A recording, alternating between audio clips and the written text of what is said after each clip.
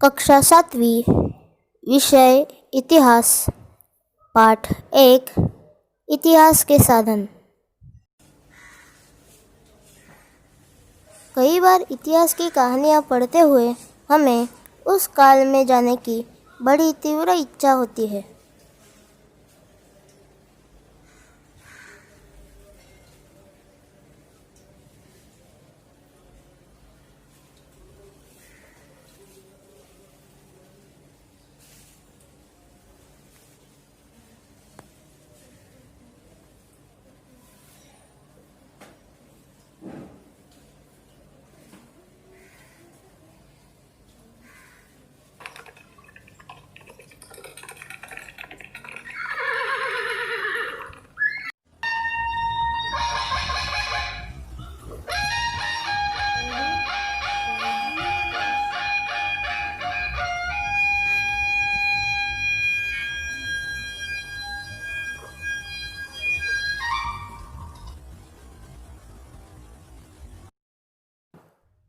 राहुल के दादाजी ने खुद जंग में हिस्सा लिया है।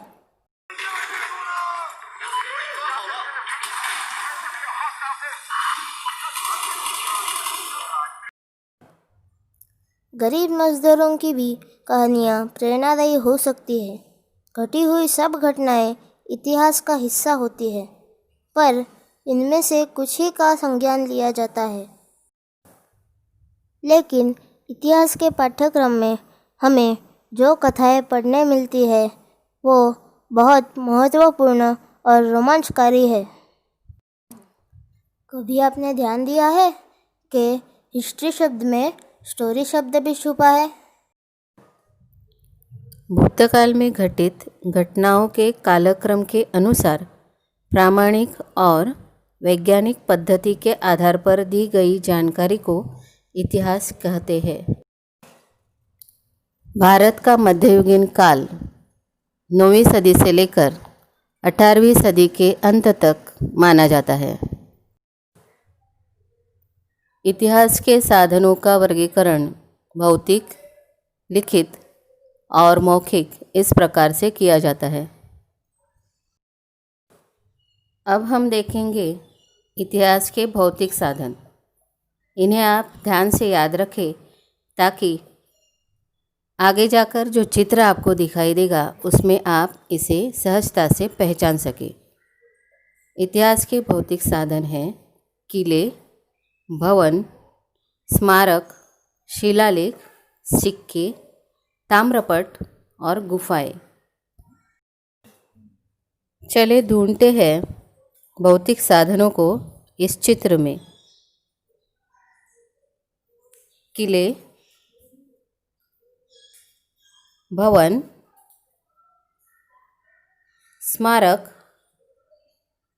शिलालेख, सिक्के, ताम्रपट, गुफाएं। अब हम देखेंगे लिखित साधन। वे है भोजपत्र, पोथी, ग्रंथ, आदेश, पत्र, चरित्र, चित्र। मध्ययुगीन काल की प्रचलित भाषाएं देवनागरी, अरबी, फारसी और सराफा।